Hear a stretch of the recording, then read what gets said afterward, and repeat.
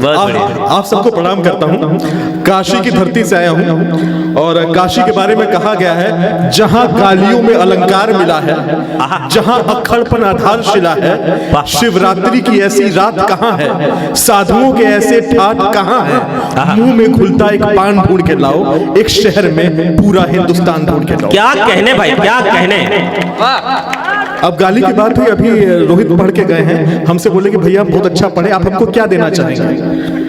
हम कुछ नहीं बोले, फिर बोल रहे हैं भैया आप हमको क्या देना चाहेंगे। हमने बोला भैया अत्यधिक क्रोध आने पर शारीरिक रूप से हिंसात्मक कार्रवाई न करते हुए मौखिक रूप से हिंसात्मक कार्रवाई करने हेतु चुने गए शब्दों का समूह जिनके उच्चारण मात्र से बहुत शांति की अनुभूति होती है। क्या भैया क्या मतलब कि गाली देने का मन कर रहा है। ये शिक्षक देखिए, किसी भी परिभाषा को बनाना शिक्षक ही जानता है। गाली की भी परिभाषा पहली बार आप लोगों ने सुना होगा। बहुत बढ़िया भैया, उनसे बढ़ हम भैया भी आई बोलते हैं।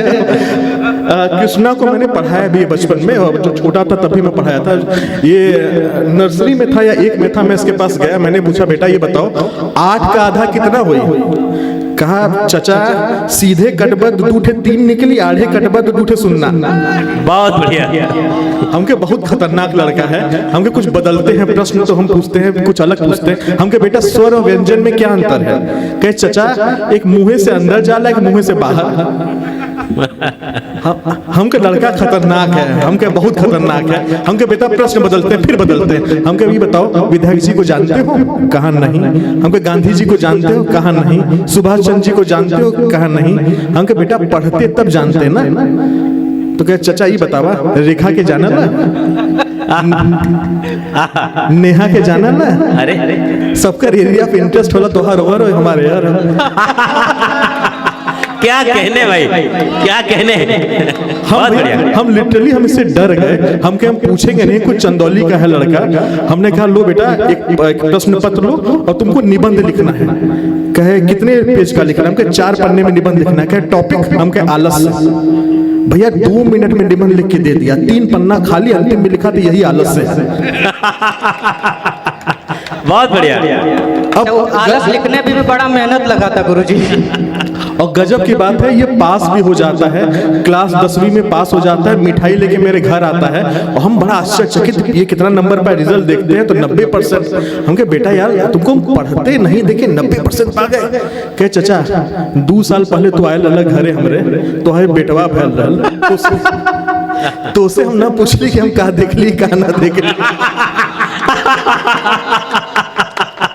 क्या कहने भाई, क्या कहने। बहुत बढ़िया, बहुत बढ़िया। कुछ लोग घर भी जाके अभी कल्याण जो अभी कौन सा सुनाया था वो भी बेवफा निकली कहानी बता रहे थे ना कि इनकी लव स्टोरी टूट गई थी। कृष्णा की टूटी इसलिए नहीं थी, चक्कर दूसरा था। पहली बार जब इनकी प्रेमिका जो इनको मिली तो कहे मैं तुम्हारे लिए सब कुछ छोड़ दूंगा, घर छोड़ दूंगा, कहीं ठीक है, पिताजी को छोड़ दूंगा, कहीं ठीक है, दारू छोड़ दूंगा। गुस्सा आ गई कि जो दारू छोड़ सकता है वो हमको भी छोड़ सकता है। क्या कहने भाई, बहुत बढ़िया, इसीलिए चली गई। दूसरी के पास पहुंचे, दूसरी अपनी कुंडली लेके पंडित जी के पास भागी, दौड़ते हुए गई। जब सर पर दौड़े जा रहे थे तो पंडित जी के पास रुकी, कह रहे यार क्या लड़की हो तुम भाई, अपने पति के बारे में जानना चाहती हो, उसका भविष्य जानना चाहती हो। कहीं नहीं, भविष्य नहीं जानना चाहते, वो तो मेरे हाथ में है, मैं उसका भूत जानना चाहती हूँ। बहुत बढ़िया, बहुत बढ़िया। अब शादीशुदा है मैम, विधायक जी शादीशुदा हैं, तो विधायक जी के बारे में हम क्या बताएं। इनकी पत्नी थी अच्छा अच्छा, वो पत्नी ना है। अच्छा ठीक है, माफी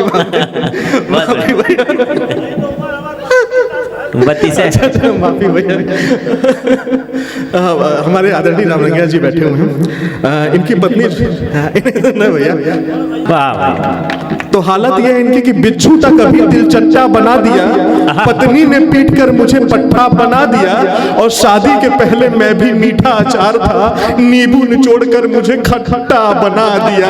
वाह, शादी के बाद का हश्र। और हाथ बांधे था, हाथ मत बांधी, पीछे वालों से कह रहा हूँ, हाथ बांधे साथ चलना चाहिए, पूछ कर घर से निकलना चाहिए। और पत्नी अगर साथ में खूंखार हो तभी आदमी को कम उछलना चाहिए, तभी आदमी को कम उछलना चाहिए।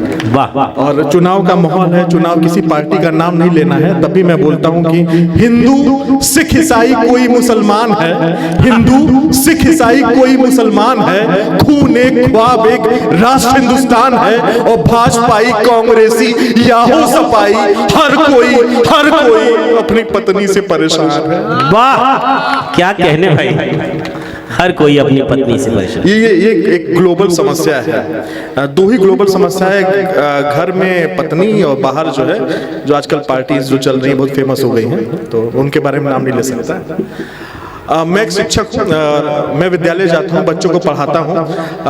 अब बच्चे अपने से सीख जा रहे हैं कि मोबाइल पे रिश्ता निभाना आ गया, अंधों में भी राजा एक काना आ गया, और भाई बहन खाते थे हम समोसे, ये पिज्जा और जीजा का जमाना आ गया, ये पिज्जा और जीजा का जमाना। और शिक्षा ऐसी है कि गुरु परंपरा जब तक थी भारत की पहचान, गुरु से बना विश्व गुरु, भारत देश महान। और कालखंड में मैं गाले ने किया अलग प्रयोग, शिक्षा ना रही और बन गई उद्योग। और उद्योगों का मूल जब स्वार्थ पूर्ति होती है, आने वाली हर पीढ़ी तब शिक्षा को धोती है। और वो कौन सी पीढ़ी है?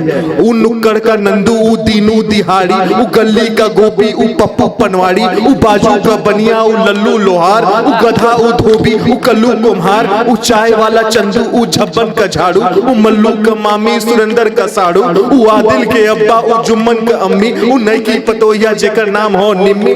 सबन के शिक्षा कहानी के देखा, शिक्षा भी नई की पुरानी के देखा। सबके सब गदेलन के हाके पड़े हैं और कोचिंग की दिशा में बस झांके पड़े हैं। वाह।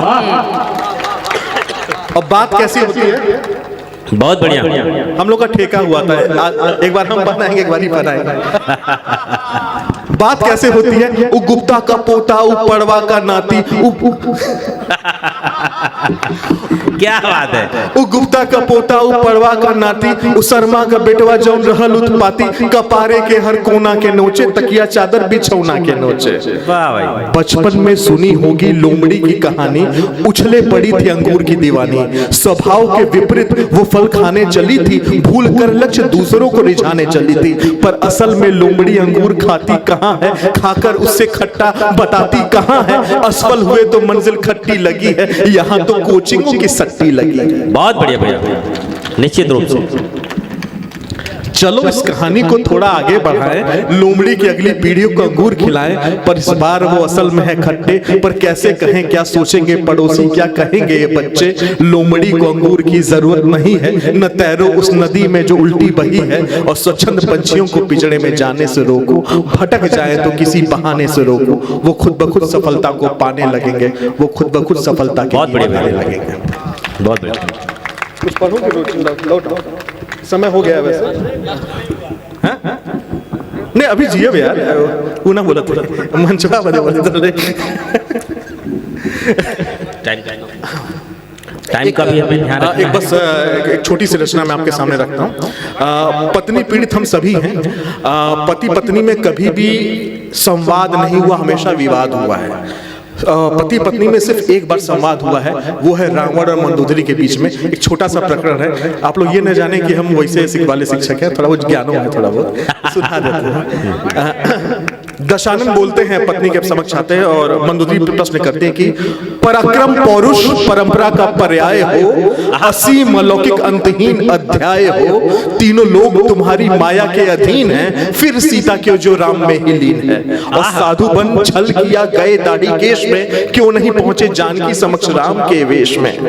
तब दशानन बोलते हैं हाँ गया था एक बार मैं राम रूप धरने, ताड़ना उद्देश्य था लगो सबको टरने। और रावण का मूल कहाँ राम के रूप में, दिए का अस्तित्व कहाँ कड़ी धूप में। और राम बन कोई नारी अलग कहाँ दिखी, सीता है मंदोदरी हर कोई माँ दिखी। और राम समक्ष झुका मेरा शीश है, और रावण मायावी है तो राम मायाधीश है। क्या कहने भाई, बहुत बढ़िया, जिंदाबाद, बहुत बढ़िया।